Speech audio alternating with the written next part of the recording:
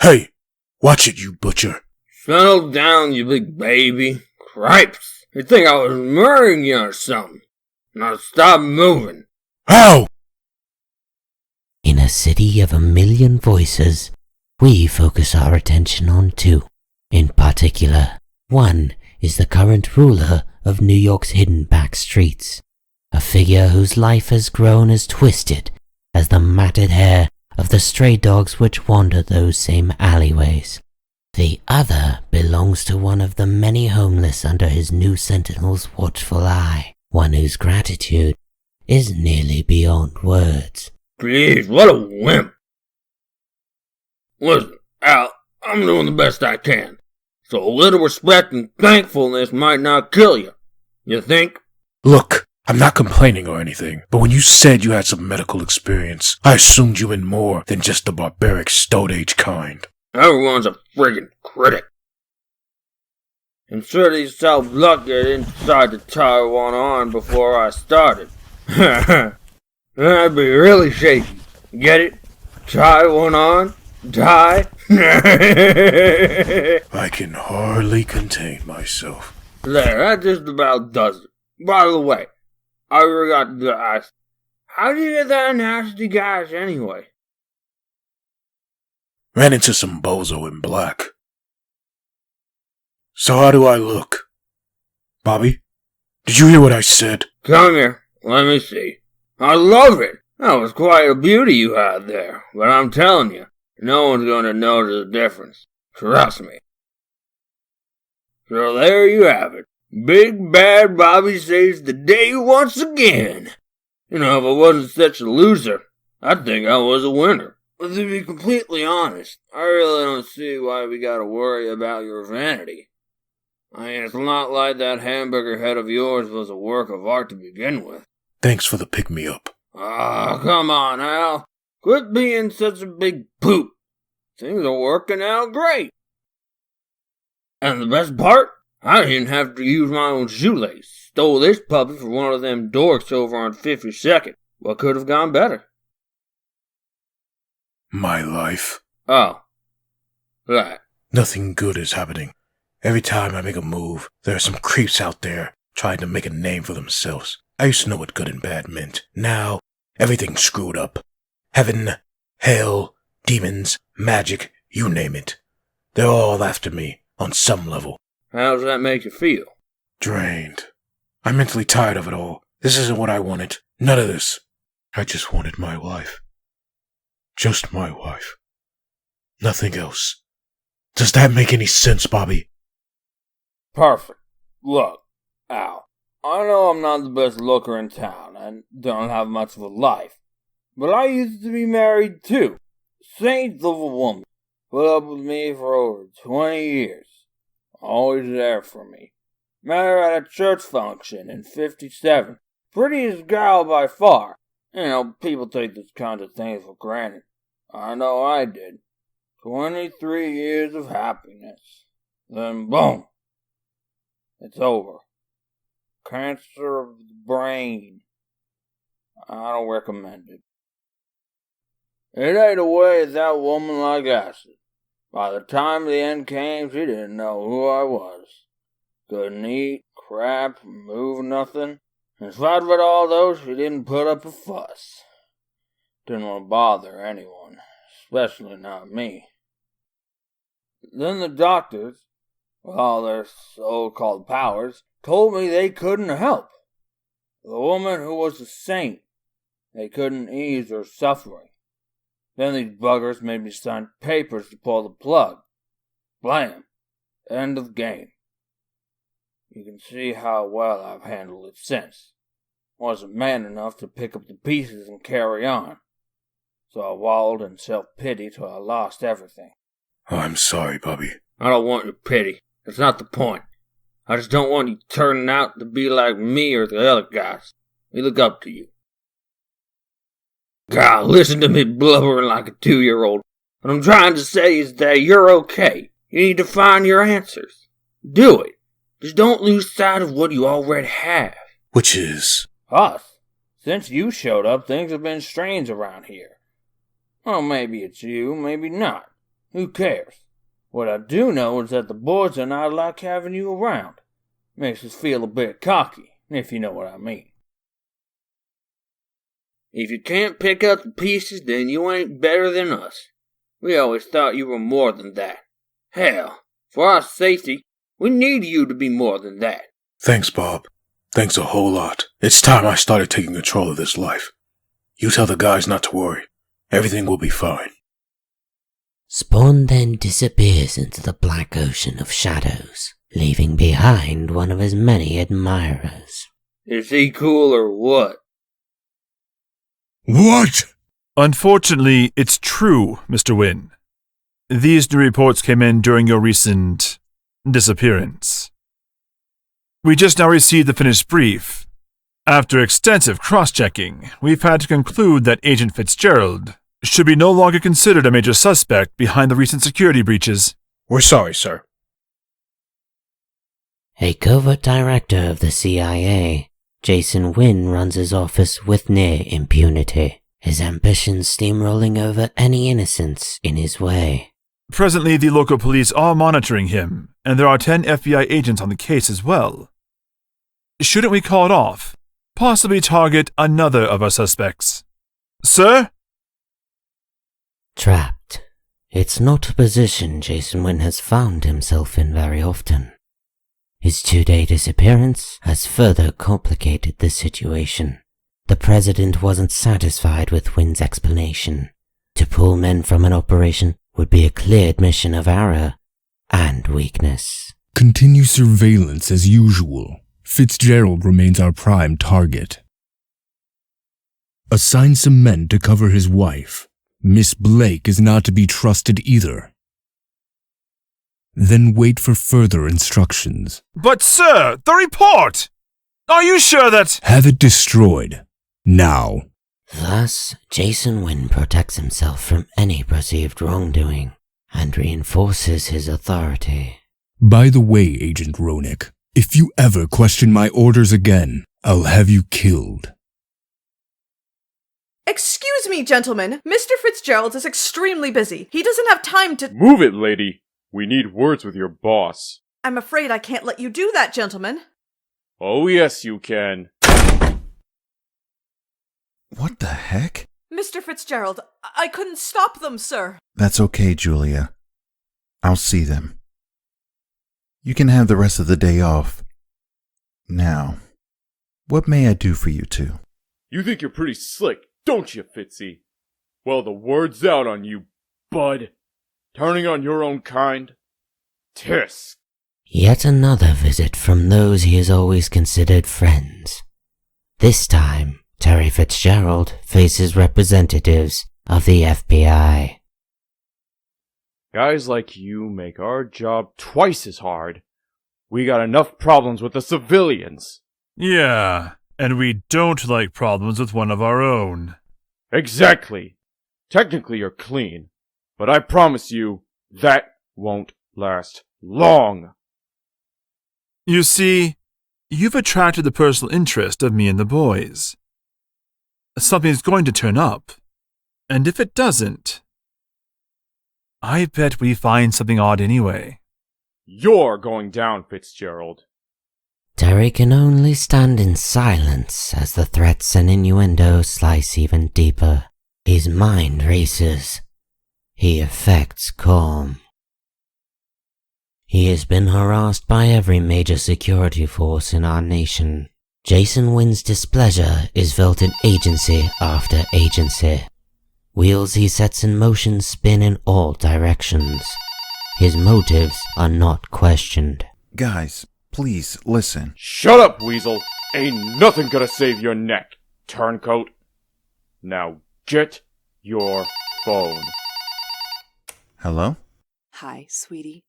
Just checking to make sure you didn't forget our dinner date tonight. No, Wanda, I didn't. Great. I have Marianne coming over to babysit Cyan. You should have seen her at the park today. Still won't go down the slide by herself. Made all the kids wait in line. She finally made me go up and get her. What a kid. Anyways, are you going to be leaving the office soon? Sure. I just finished a meeting. Important? Nothing important. Better watch your back, Fitzy. 'Cause there ain't no one watching out for it now. We'll be in touch. Maybe this'll jog your memory! Easy now, sir. Now, let's try this again. Oh, police brutality. I got my rights. I'll sue. Yeah. I'll write up a report. Make sure I get everything down for your lawyer.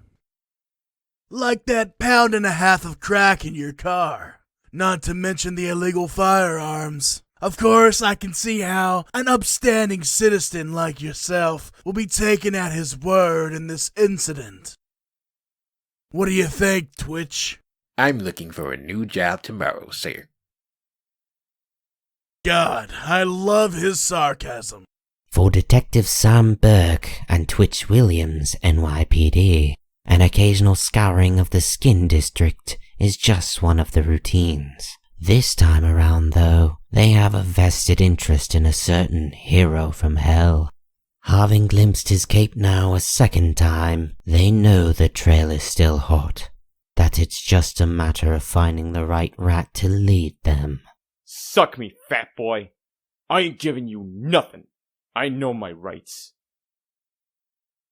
Oh yes, like the right to do business with those high school kids you keep shoving your drugs to. I guess that's a right. Won't be good for your professional image if you suddenly have to peddle your stuff from a wheelchair. Doesn't look cool to the kids.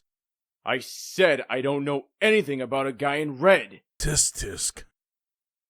Well, here's the setup. You, my little scumbag Jimmy, have 2 days to get me the info I want.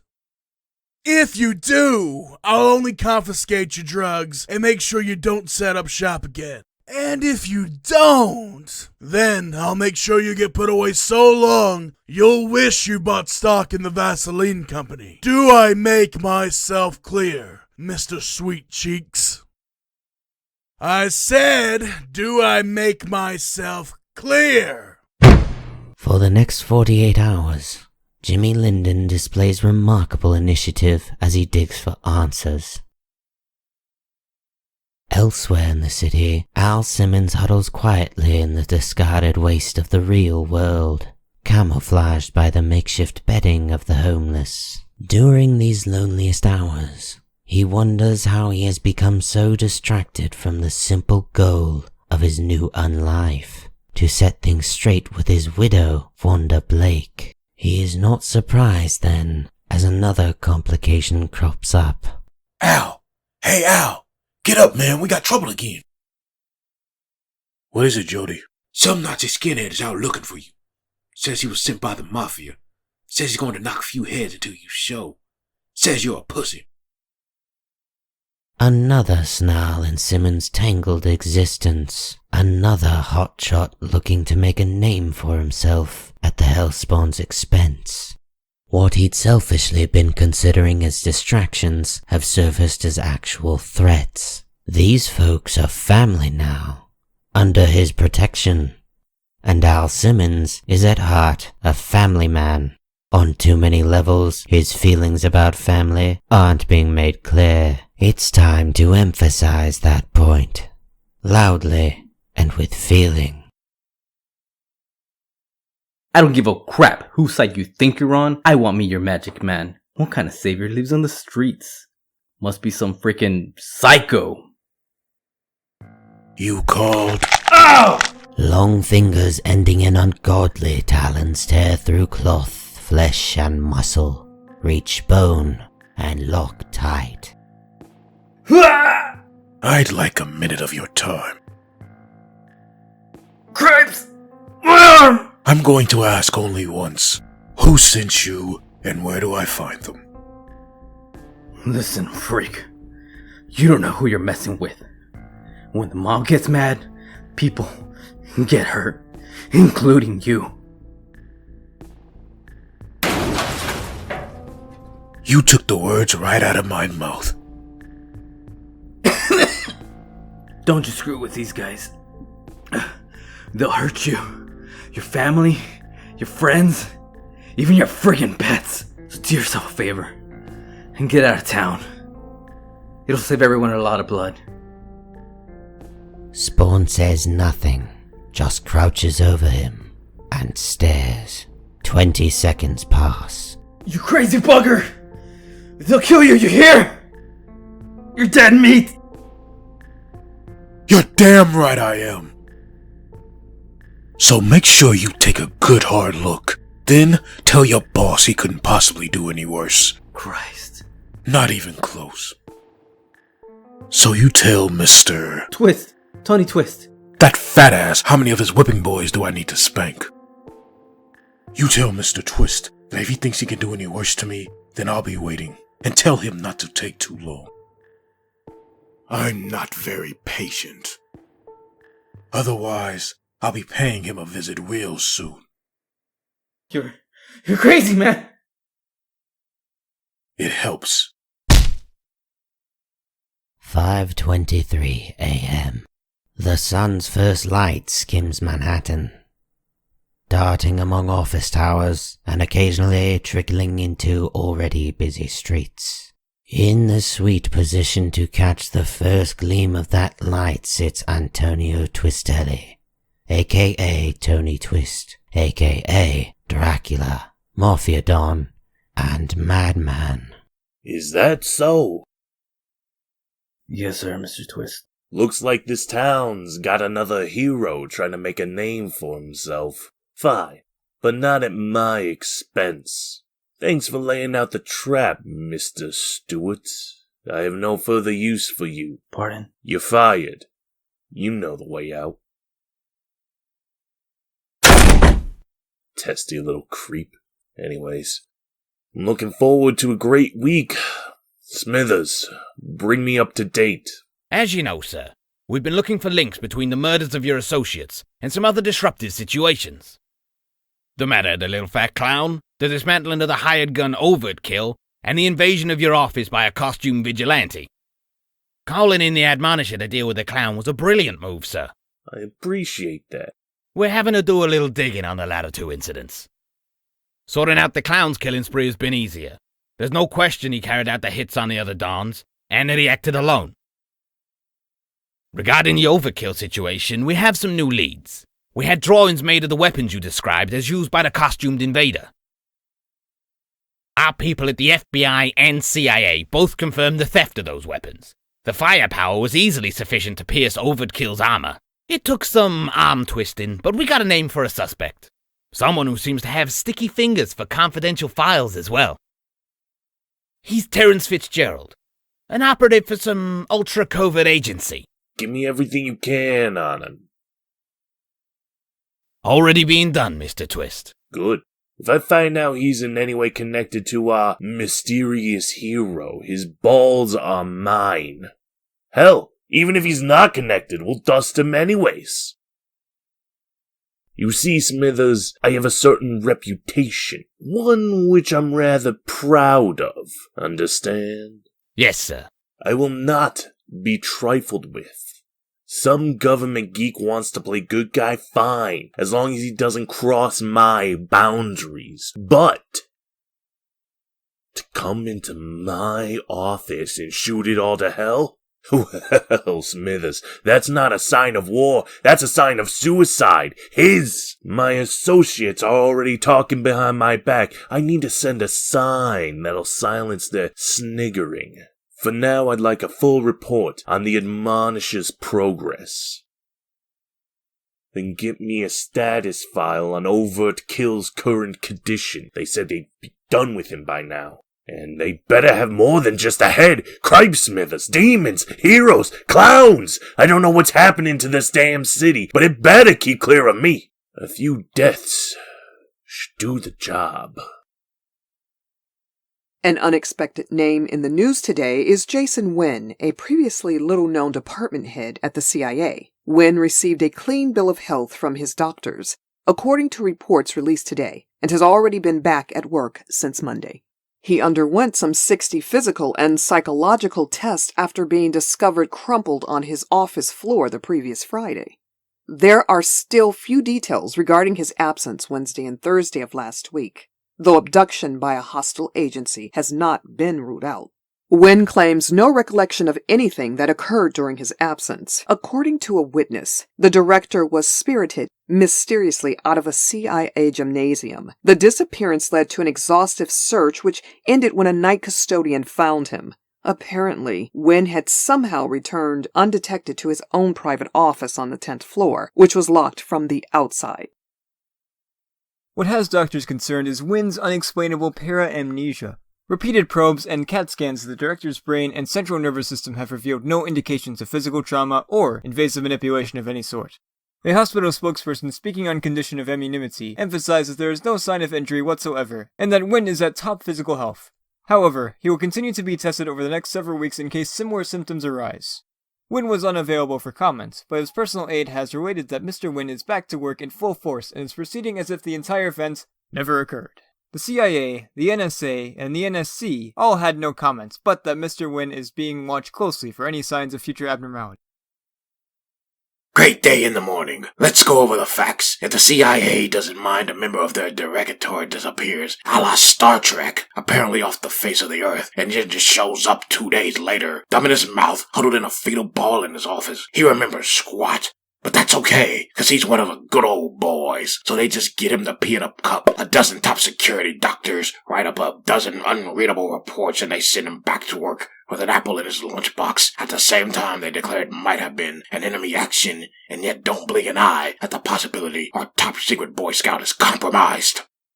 Was he kidnapped, or wasn't he? Perhaps he was off in Aruba with Miss Moneypenny, our tax pennies at work. I bet if you or I tried this crap, we'd be walking the streets in 10 seconds flat. I know I'll sleep better knowing that boys like this are in charge of our national security. But that doesn't matter. These G-men are all just interested in pushing their own personal agendas. And I'm not talking about public service. These high and mighty government factions all have their little wars to fight, and small guys like you and me keep getting in the way. Well, I just hope there's somebody out there with enough guts to stand up and fight back. Thanks for watching. If you enjoyed the video, please give it a like, and subscribe to become part of the Al Simmons Army. Also, follow the Twitter for more updates, and ring the bell to be notified. Also, give the Twitch a follow. Oh, and welcome back. Malabolgia, just you wait.